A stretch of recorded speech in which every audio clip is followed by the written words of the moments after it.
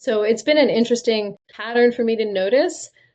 I no longer panic because whenever that does happen, sort of magically, sometime in the next 2 to 4 weeks, I will have another couple of opportunities come in very strange ways, out of the blue with a referral or something like that. So I used to kind of panic when that would happen. I work high ticket one-on-one. At any given time, I'm working maybe with 10 one-on-one clients and 4 teams. So, if somebody no longer is able to work together, it does make an impact. But I have found that continuing to stay curious and be generous and stay in the game and stay engaged means that I will have interesting and surprising opportunities kind of come out of the blue, which is a good reminder that while I could probably improve my systems and my lead generation system, there's really no need to panic because then I'm not going to be noticing creative opportunities that are available to me if I'm in that kind of panic scarcity mode. Welcome to Career Coaching Secrets, the podcast where we talk with successful career coaches on how they built their success and the hard lessons they learned along the way. My name is Davis Nguyen, and I'm the founder of Purple Circle, where we help career coaches scale their business to 7 and 8 figures without burning out. Before Purple Circle, I started and scaled several 7 and 8 figure career coaching businesses myself and consulted with 2 career coaching businesses that are now doing over $100 million each. Whether you're an established coach or just building your practice for the first time, you'll discover the secrets to elevating your coaching business. Hey everyone, welcome to another episode of Career Coaching Secrets podcast. I'm your host, Regin, and today's guest is Nicole McDonough. She is an executive coach, conflict resolution expert, and Enneagram consultant who empowers high-impact leaders and teams to communicate with clarity, lead with emotional intelligence, and resolve conflict with confidence. Drawing from her background in education and psychology, Nicole supports C-suite executives in corporate, finance, and education sectors to navigate complex interpersonal dynamics, align their leadership with their core values, and cultivate authentic, resilient relationships. Through emotionally responsive coaching, she helps clients transform challenges into growth opportunities. And it's my pleasure to have you on the podcast today. Welcome to the show, Nicole. Thanks, Regin. It's great to be here. Nicole, tell me a little bit more about what inspired you to become an executive coach.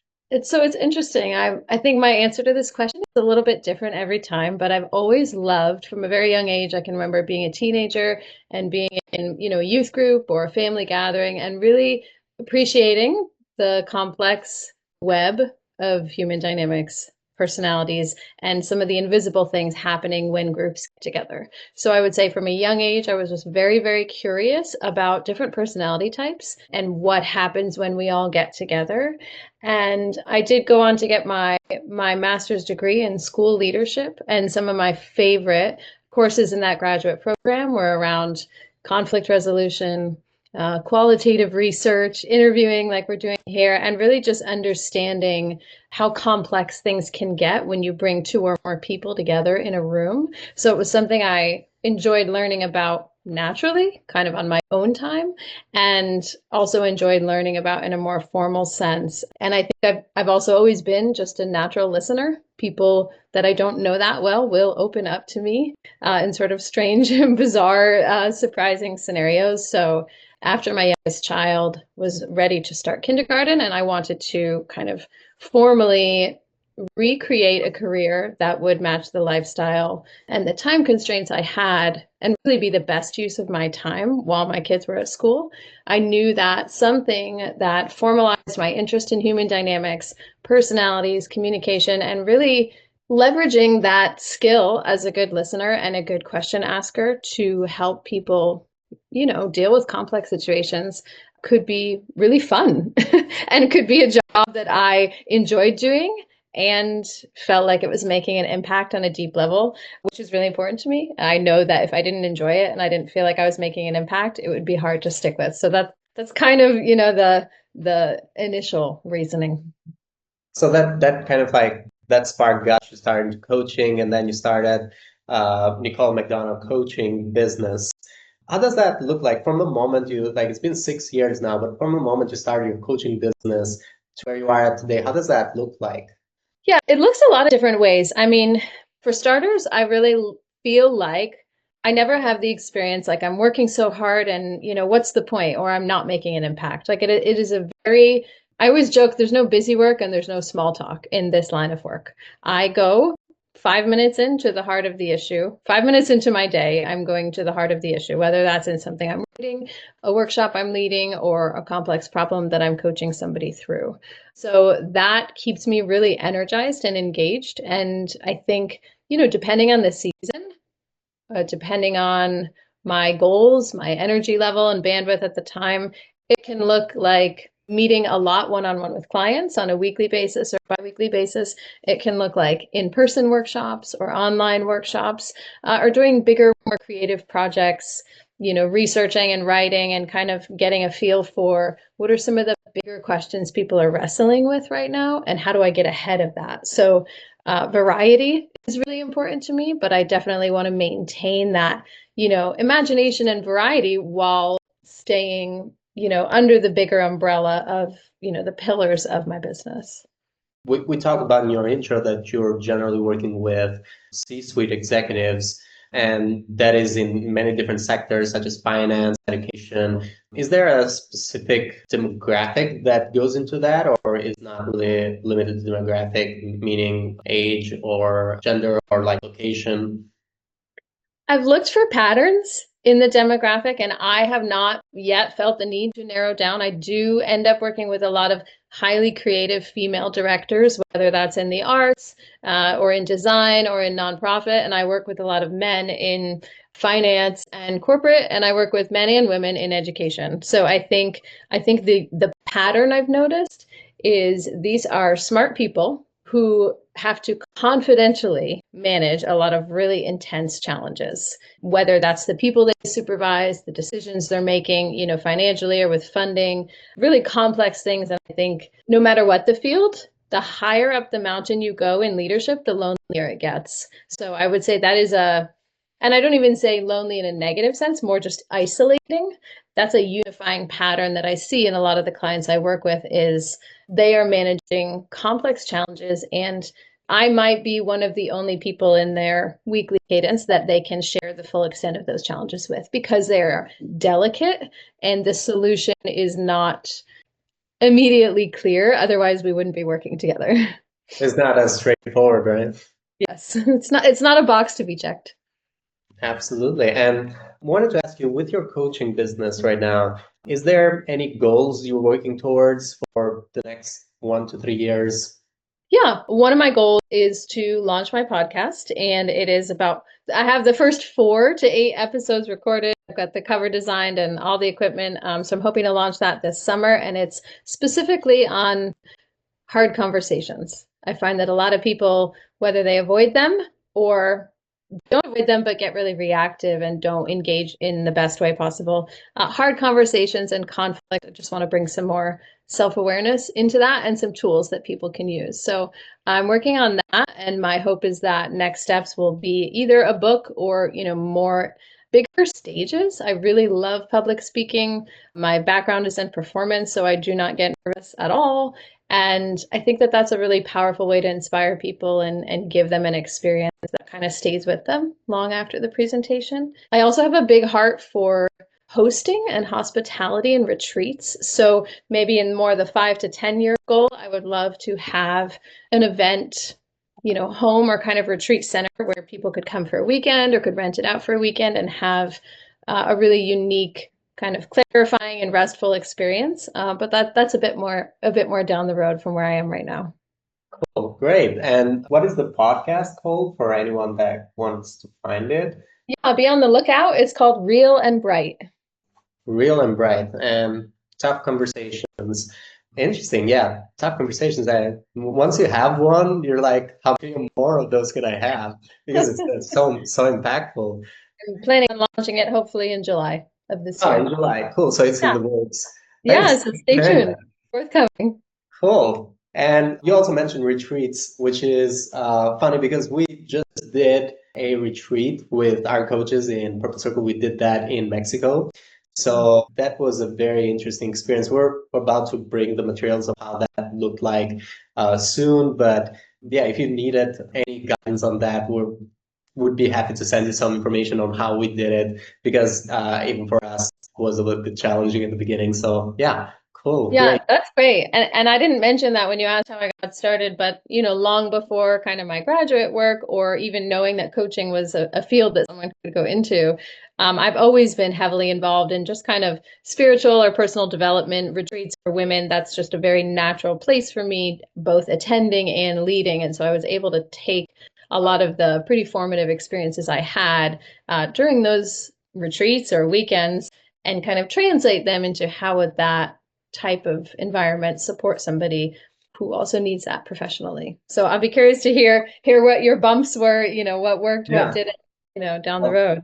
so much to share there. Well, the thing is that one of the main learnings is that they are so powerful in comparison to meeting people on Zoom, like meeting people in real life and just having that group discussion in real time can be so powerful in comparison to like having webinars. So once you get to it, I feel like you'll find a lot of value into doing this. And are you thinking this for like the next couple of years, 5 years?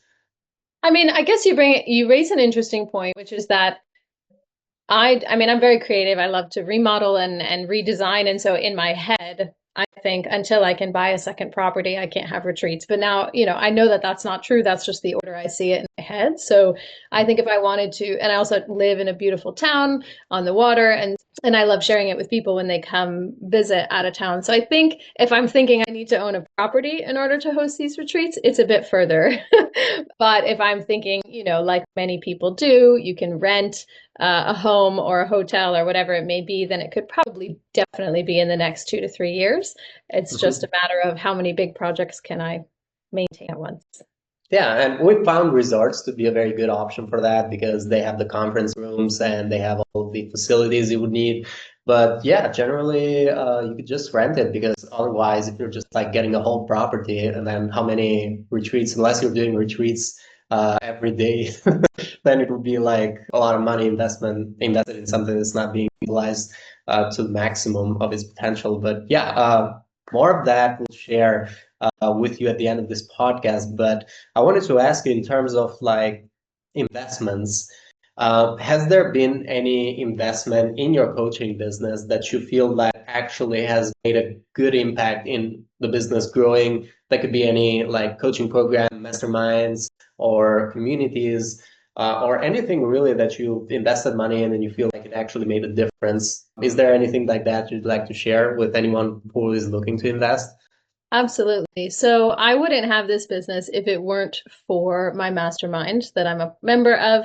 It's called Digital Insiders, and it is a mastermind that I've been in since the very beginning. And it has entrepreneurs in such a wide range of businesses. My sister is the leader of this mastermind, so I'm very lucky to be kind of in the inner circle. But as a result, so many of the rich relationships that I've had, the opportunities I've had, there's so much creativity and care paired with strategy and execution. And I receive coaching and now coaching supervision from the head mindset coach in that mastermind. So not only do I have kind of the benefit of these, I say it's like better than friends and colleagues put together. This group of people, I really feel most at home. We get together twice a year, once in the fall and once in the spring. And those weeks are an absolute highlight kind of on every level, professionally, personally, travel, creativity, laughter. We laugh so hard because we understand the highs and lows of owning your own business. And we've been through,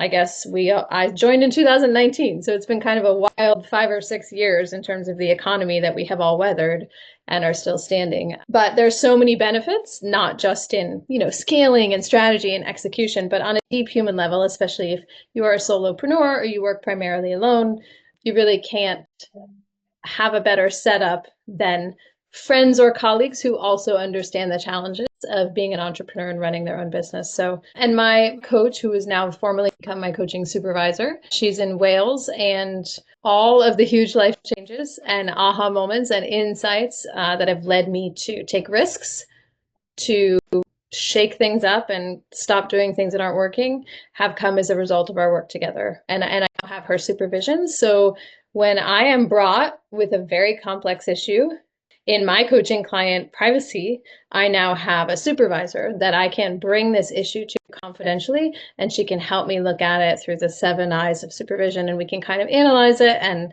play with all the different issues that come up, boundaries and perspective, and all of the stuff when you're dealing with really some more complex, delicate issues. Cool. I'm really glad you have that opportunity. And you mentioned that in this community, in this mastermind, your sister is also hosting retreats. She has 2 businesses. This is one of her businesses. And then she has another business called Funnel Gorgeous, where she has, thousands of students and software, and they teach people marketing and funnel building. But this mastermind part of the yearly package is a fall destination live event and a spring local here in Connecticut live event. And so they're both 3 to 5 days. Everybody in the mastermind will come, but they're not open to the public. It's just folks who are in the community, and some people live, for those weeks, depending on what the challenges they're dealing with. And it's always sort of this Herculean effort for everybody to leave their lives and fly across the country and get together. But when we do, it's always worth it on many levels. Interesting. The reason why I asked that is because you mentioned that you wanted to have a property. I was wondering, like, did your sister actually invest in a property or something? Yeah, no. She and I are we have very complementary skill sets. So she's, big picture. I'm great with the details. She's we work well together. So we've co-presented. She's handed off things to me at times that maybe aren't her strength or skill set. And so there's definitely been a lot of neat opportunities there. Cool, amazing. I wanted to ask you right now with your coaching business, what would you say is the biggest challenge that you're facing for you getting from where you are at now to where you want to be? If that's not scaling, which sometimes for most coaches is scaling, but if there's something else that you want to achieve, what would you say is the biggest challenge or bottleneck right now for you? I mean, it's a tough question. I could kind of say, like, if you put a different qualifier in front of the word challenge, the answer might be different, right? So the biggest financial challenge versus the biggest internal challenge, or, challenge around time. I have found a lot in the last year or two, the individuals and agencies that I've worked with, even though the work that we have done together has been, in their words, a lifesaver. When revenue shifts and they need to cut costs, this same sort of couldn't have done this without you type relationship and investment is sometimes seen as peripheral in meeting with their bookkeeper. And so I've noticed a pattern a lot in the last year or two that may be different compared to larger corporations who have a bigger professional development budget, or that's, more sustainable long-term in terms of 6 months or a year. But I have found that there's some disconnect where the value of the work that we have done together and the hurdles that they've overcome as a result of the work doesn't necessarily hold up on paper when things shift with the economy or their revenue is down and they need to make sort of some impulsive cost-cutting decisions. So it's been an interesting pattern for me to notice. I no longer panic, because whenever that does happen, sort of magically, sometime in the next 2 to 4 weeks, I will have another couple of opportunities come in very strange ways, out of the blue with a referral or something like that. So I used to kind of panic when that would happen. I work high ticket one-on-one. At any given time, I'm working maybe with 10 one-on-one clients and 4 teams. So, if somebody no longer is able to work together, it does make an impact. But I have found that continuing to stay curious and be generous and stay in the game and stay engaged means that I will have interesting and surprising opportunities kind of come out of the blue, which is a good reminder that while I could probably improve my systems and my lead generation system, there's really no need to panic, because then I'm not going to be noticing creative opportunities that are available to me if I'm in that kind of panic scarcity mode. Yeah, I really like that you are focusing in the right way when it comes to like not panicking, because I had a podcast where I was talking to another executive coach. She also had noticed the same thing, where she's feeling that because of how the economy is kind of shifting towards a recession, or like a lot of these big firms have the need to make tough decisions. when it comes to their investments. That could be cutting budgets, or not necessarily cutting budget, but they have to make some tough decisions recently due to the economy and due to like the current administration, or like the changes that are happening in US. So a lot of that has been seen also by other coaches, and one of them I had on the podcast too. And she also mentioned the same thing, to not panic, but just like prepare for this, as this is something that has happened over time always. Is just like, it feels a little bit strange right now. Is this something that you felt just recently, or is it just like something that you always have an issue when it comes to like client churn or things like that? I think it's picked up in the last 2 years. I mean, I started my business in 2019. I was one of the businesses that did really well during COVID. So I know everybody has a different experience, but for me in 2020, people were very stressed and they needed a lot of support. So even though I had, all of a sudden all five of us under one roof, I was able to get creative and continue to grow my coaching business throughout COVID. And in 2021, I created my first online course about the Enneagram. It's called the Enneagram Impact. And I know a lot of people in my entrepreneurial community experienced the buying trends of people during COVID, and 2021 were kind of abnormal. So anybody who, because we were also stressed and isolated and needed something to look forward to. So, whether it was buying pajamas or installing a pool or buying 10 online courses, it doesn't really matter the industry, but people were buying a lot. And so I definitely experienced that peak in 2020, 2021. And it's sort of in the years since then kind of stabilized a little bit. So it's really given me the opportunity to be mindful and creative about what I'm engaging in, where I'm putting my energy, what I'm creating next, so that I'm not making assumptions that, okay, now I can put my feet up. And that's sort of, I mean, I never put my feet up metaphorically or literally, but, making assumptions about the economy or the buying trends and things like that, because I think it's always changing, and it's more fun to look for new opportunities and be creative than to kind of coast. I feel like in this challenge, would you say that also like not just the current trend, but overall being able to increase lifetime value of the client is also kind of challenging a little bit, like having them stay longer, would you say, on average, not just recently? Have you seen that as an issue?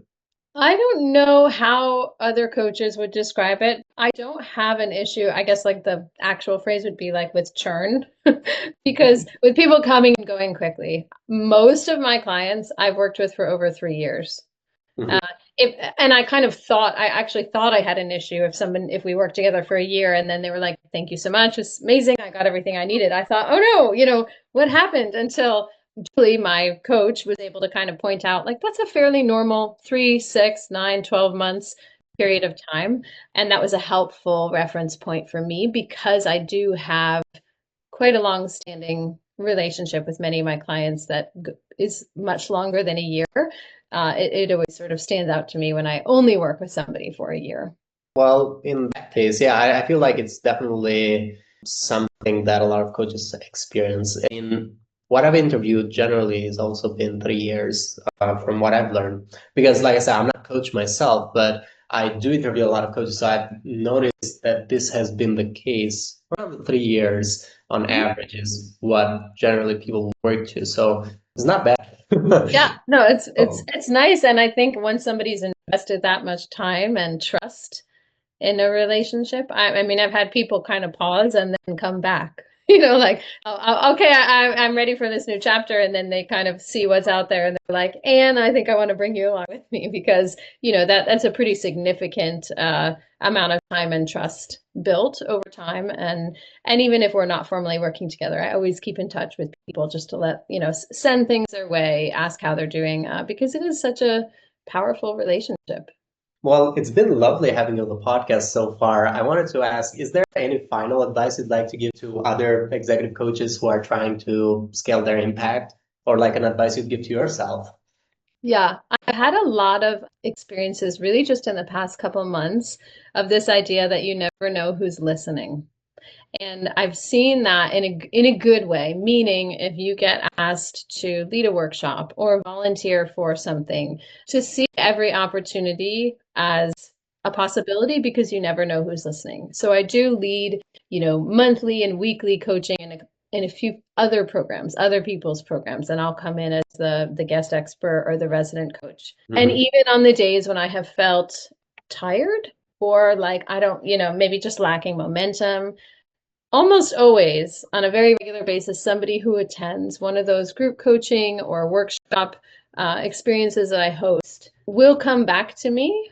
It might not be for 3 months or it might not be for a year and a half, but I just had an opportunity to speak to an entire, 1,500 employees on the Enneagram because they are like, I, was in your program 2 years ago and now I'm in charge of finding guest speakers and you were the first person that came to mind. So I've had a lot of that experience lately of kind of people popping out of the woodwork saying, this session that you led had such an impact on me and now I want to invite you over into this. And it's just such a good reminder to me, one, to stop taking it all so seriously and really just focus on being generous and giving people something memorable that they can take with them, because everybody is either, a client or someone you could collaborate with or someone who could connect you to somebody else down the road. And I've started to see some of those seeds that have been planted in the first 5 years of business come back in the last couple of months with some really cool and,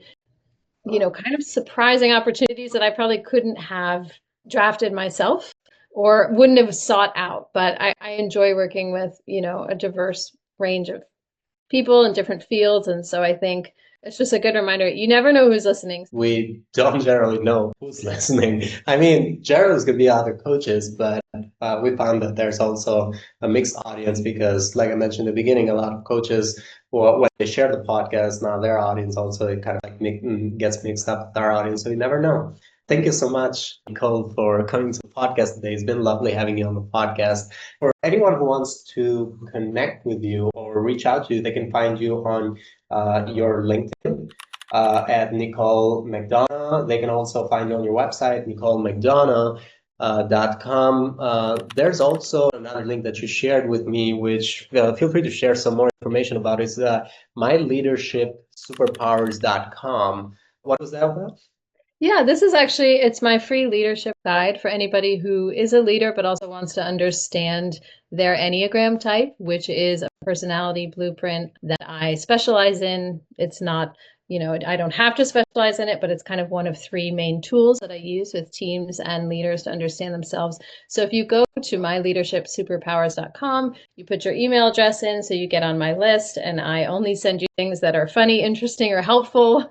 But you also get this free guide and you can learn a little bit about the 9 different personality types and the different strengths that they bring to leadership, and also some of the blind spots they bring and kind of what you can do if you enjoy learning about yourself and others and kind of understanding, like where we started, that invisible web of dynamics that happens when we're in a room together, so that you can be a more self-aware leader.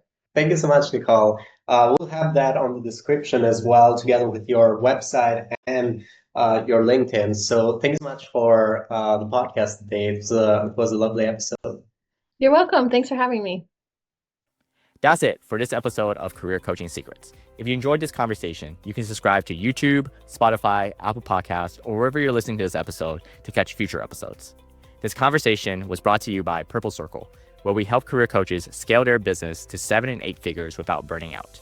To learn more about Purple Circle, our community, and how we can help you grow your business, visit joinpurplecircle.com.